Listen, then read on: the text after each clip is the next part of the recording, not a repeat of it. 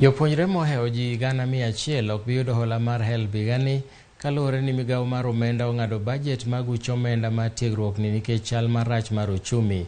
Kaluwore kod bod mochung' ne chiwo hola ne kuonde tiegruok mamalo HELB, migawo mar omenda nochiwo negi mana bilion 14.8 ka geta margi ne en siling bilion 20. Maeri biro ka bodno ero wacho ni kwan jopuonjre ma ok ochulo hola medore, gima bende koro rocho somb jomamoko mogeno kuom hola no.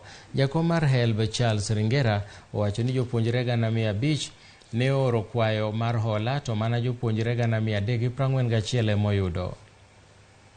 About 341,000 students. However, we have we got a demand of about 500,000, which means we are not able to meet the entire demand. So we have a shortfall of about 140,000 students who we have allocated zero for this year, hoping that next year things will be better.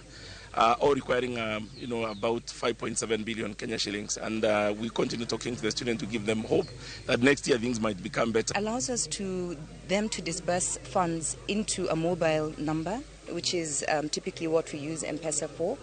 When they disburse that money, the students are then able to access the money.